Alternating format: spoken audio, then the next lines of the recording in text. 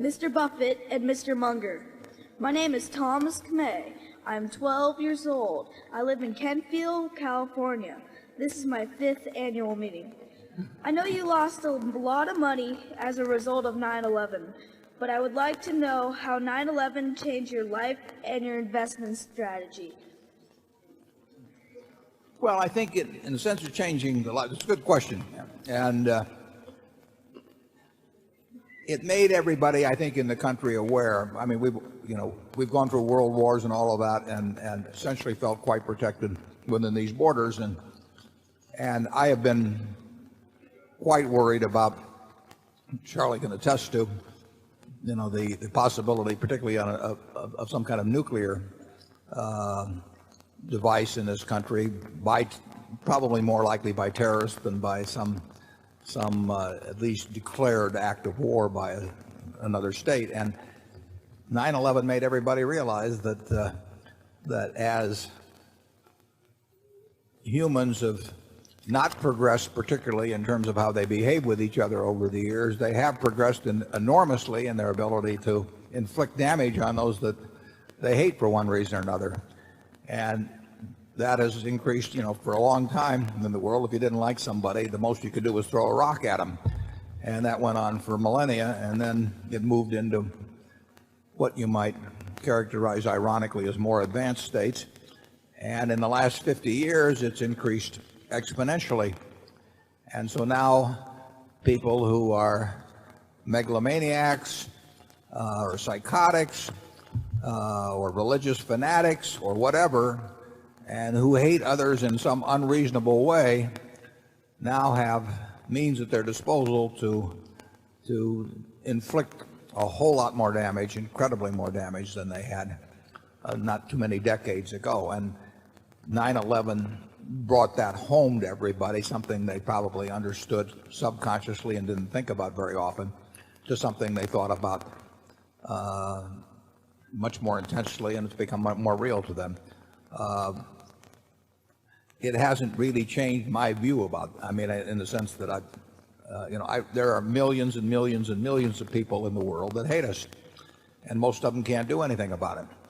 But a few have always tried to do something about it, and now the instruments they can use, and the most extreme in a sense being the human bombs that have appeared in the Middle East, but there's more ability incredibly more ability for the deranged who want to inflict harm to do harm, and that's a reality.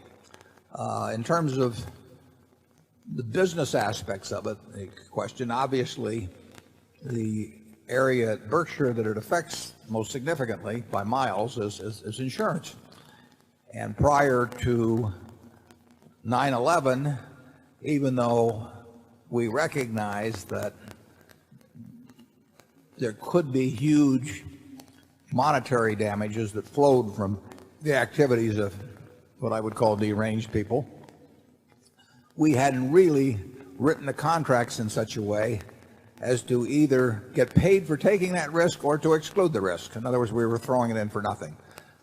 We had excluded risk for war. We knew that, we'd seen what had happened in England in the 40s, and so we had taken account of something that some of us had seen with our own eyes, but we didn't take account of something that we knew was possible, but we just hadn't seen. And that's the human condition to some degree.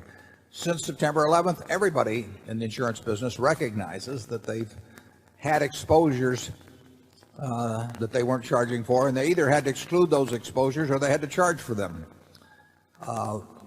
We have written, first thing we had to do, of course, is we had lots of policies on the books that left us exposed to this, and most of those policies ran for a year, starting at different points. Those have run off to a great degree, but they're not entirely run off.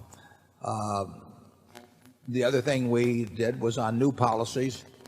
We have sold a fair amount, quite a large amount, of terrorism insurance that excludes what we call NCB, nuclear, chemical, and biological, as well as fire following nuclear. And we can take a fair amount of exposure to that sort of terrorism because it won't aggregate. It aggregated at the Twin Towers in a way that, at World Trade Center, in a way that just was about as extreme as you could get for non-NCB type activities. I mean, that was a huge amount of damage done without nuclear, chemical, or biological. But we can have tens of billions of dollars with NCB excluded throughout a greater New York area or something. But we can't have hundreds of billions of exposure that would be exposed, say, to nuclear activities, because they're an act or two or three coordinated could cause damage that would destroy the insurance industry. And if we had coverage on that, it would destroy us as well. So we write very little. We do write a little because we can lose $1 billion or $2 billion, and if we got paid appropriately for taking the risk, that's a business we're in. But we can't lose $50 or $100 billion, and so we take a little bit. We take a few risks that involve nuclear, chemical, or biological. But generally speaking, the terrorism insurance that we're writing, and we've written a fair amount of it, excludes those particular risks. You can say, take biological, how could that be something significant from an insurance standpoint? Well, many people don't realize it, but the World Trade Center loss was by a huge margin the largest workers' compensation loss in history. You think of it as property damage, but in the end, close to 3,000 people died who were working at the time they died and therefore covered by workers' compensation. If the same thing had happened at Yankee Stadium while they were all watching a baseball game or some other place, they wouldn't have been covered by workers' compensation. So it was happenstance to some degree. But that became the largest workers' compensation loss in history by a huge margin. Now, if you were trying to cause huge damage in this country and you could figure out something that in the way of a biological agent, and there are people working on this, that could be injected into the ventilation systems or whatever of large plants, large office buildings, you could create workers' compensation losses that would just totally boggle your mind. And anybody that was working on such a thing, you have to expect they would, if they thought they had perfected it, would try to do something close to simultaneously in areas where there would be thousands and thousands of people working, and it could make the World Trade Center loss look like nothing. So we have to be basically vigilant in how much risk we let aggregate in something of that sort. People have always been vigilant about how many houses they'll insure along a shoreline, or in terms of physical risk. They don't want too many homes or factories on the San Andreas Fault or something of the sort, because they recognize that as having aggregation possibilities. But now you have to think about things that man may plan in the way of catastrophes that will have aggregation possibilities, and that is something that's pretty much been introduced into the insurance world's thinking since September 11th. And I can tell you, we think a lot about it.